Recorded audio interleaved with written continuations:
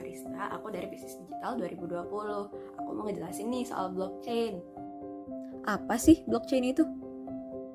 Couple of years back, he was in New York in a cab actually, probably an Uber, and he chanced upon this news item. And as he read it, he saw this new word there called blockchain. Blockchain adalah sistem yang menyimpan data transaksi mata uang digital. Secara teknis, blockchain adalah serangkaian blok berisikan informasi digital. Sistem ini tidak dikelola oleh bank atau perantara lainnya, namun dikelola oleh semua pengguna. Sistem ini memiliki dua jenis rekor nih teman-teman. Yang satu namanya transaksi, yang satu lagi namanya blok. Nah, kedua record ini tersimpan dalam satu blok yang sama. Tiap blok ini nantinya akan membentuk sebuah jaringan yang kita sebut sebagai string. Nah, string ini akan memudahkan kita untuk mendeteksi adanya sabotase-sabotase gitu deh. Setiap blok akan menegaskan validitasnya dari blok sebelumnya. Dan teknologi ini tuh terdesentralisasi, jadi sistem ini nggak punya server pusat. Hai, perkenalkan nama saya Nova Alifaras dari Bisnis Digital 2020. Kali ini saya akan menjelaskan sejarah dari blockchain.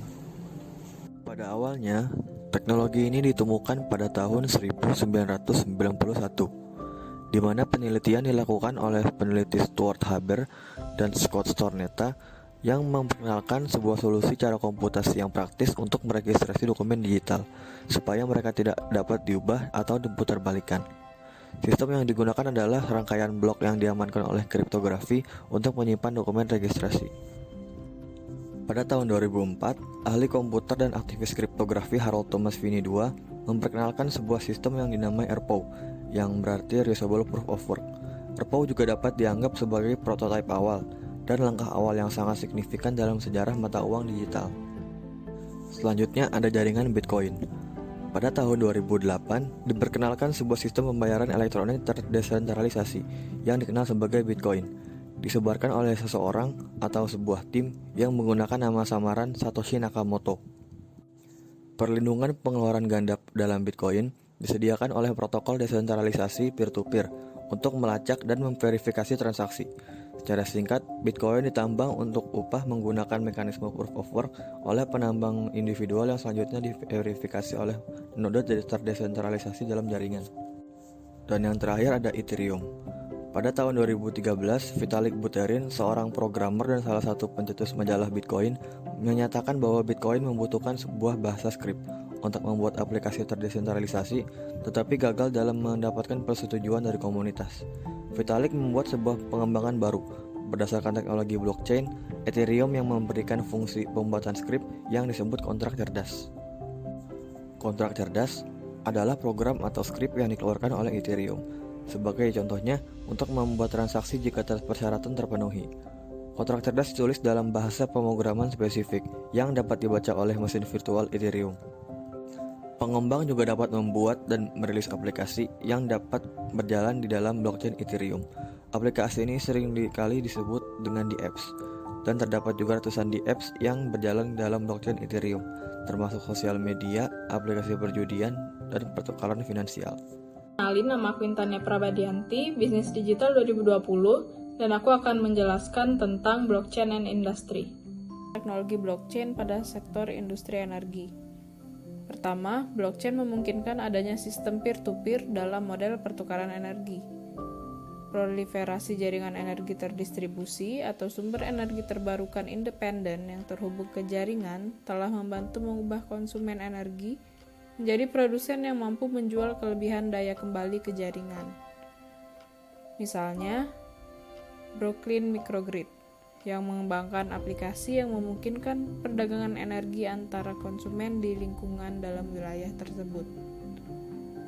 Ada juga British Petroleum dan Wind Energy Austria yang termasuk di antara perusahaan yang berpartisipasi dalam uji coba platform perdagangan energi awal tahun ini. Kedua, penggunaan umum lainnya untuk blockchain dalam industri energi adalah pengembangan cryptocurrency untuk pembayaran moneter. Misalnya, Marubeni Corporation atau Marui menerima pembayaran cryptocurrency di beberapa wilayah Jepang. Contoh dari cryptocurrency itu sendiri adalah Bitcoin, Ethereum, dan lain-lain.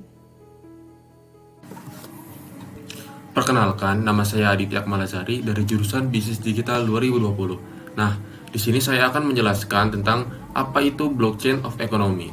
Jadi, blockchain of economy adalah sebuah skenario di masa depan di mana semua mata uang saat ini digantikan oleh cryptocurrency atau mata uang digital seperti Bitcoin, Litecoin, Monero, dan lain-lain. Jadi, blockchain juga bisa didefinisikan sebagai sebuah buku besar yang bisa diakses oleh siapa saja, termasuk orang yang tidak melakukan transaksi sekalipun. Blockchain juga memiliki beberapa ciri khas dalam melakukan transaksi dan pencatatan, yaitu yang pertama, memiliki perhitungan yang lebih logis. Pada dasarnya, blockchain adalah sesuatu yang dapat dihitung secara matematis, karena blok-blok yang ada di dalamnya berbentuk kode yang dapat diterjemahkan dan diverifikasi developer. Algoritma di dalamnya membuat nilainya bisa lebih terukur, berbeda dengan mata uang sehari-hari yang digunakan saat ini. Yang kedua, memiliki keamanan yang mumpuni. Manfaat sifat terdesentralisasi blockchain adalah tidak ada data yang dipusatkan di satu tempat. Semua tersebar ke server para miner, alias para penambang yang ikut membantu mengamankan jaringan. Untuk menjadi miner pun, mereka harus secara akurat memecahkan algoritma perhitungan yang ada, sehingga tercipta blok baru. Karena informasinya tersebar, jika ada hacker yang mencoba membobol sistem pun, mereka harus bisa minimal mengontrol 50% dari komputer miner yang ada. Perkenalkan, nama saya adalah Brian Aditya dari Program Studi Bisnis Digital Universitas Pajajaran Angkatan 2020. Kali ini saya akan menjelaskan tentang blockchain and banking atau blockchain dan perbankan. Kontrak, transaksi, dan catatannya adalah struktur penting dalam sistem ekonomi, hukum, dan politik kita. Mereka melindungi aset dan menetapkan batasan organisasi. Mereka mengatur interaksi antar negara, organisasi, perusahaan, komunitas, dan individu. Namun, alat-alat penting ini tidak dapat mengikuti transformasi digital ekonomi. Blockchain bertujuan untuk menyelesaikan permasalahan ini. Teknologi blockchain dapat menggantikan segala sistem transaksi sebelumnya yang dianggap tidak dapat mengikuti era digital. Bank digunakan setiap hari. Ketergantungan terhadap bank sangat tinggi dalam masyarakat, di mana pinjaman, simpanan, dan transfer biasa terjadi. Namun, teknologi blockchain telah muncul sebagai inovasi baru yang dapat mengubah cara kita menggunakan perbankan. Banyak bank yang mendukung teknologi telah memikirkan penerapan blockchain sebagai pendekatan untuk sistem pemrosesan yang lebih aman. Dengan diperkenalkannya blockchain, industri perbankan tidak lagi mandek karena inovasi tumbuh secara eksponensial.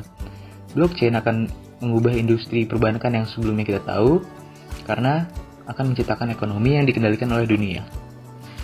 Ketika perantara pihak ketiga terlibat dalam transaksi, lembaga keuangan besar mengenakan biaya tersembunyi untuk menutupi biaya layanan tersebut. Konsumen biasanya mengalami hal ini dengan transfer kawat ke keluarga dan teman. Namun, format blockchain yang terdesentralisasi ini memungkinkan kepemilikan dana seseorang yang sebenarnya. Ini menghilangkan kebutuhan akan perantara, menghemat waktu dan uang bagi konsumen. Blockchain juga menyediakan jaringan peer-to-peer yang memungkinkan siapa saja untuk mengirim dan menerima uang dengan mudah, menyebabkan adopsi blockchain dipertimbangkan secara luas dalam bisnis sehari-hari, terutama dalam sistem perbankan.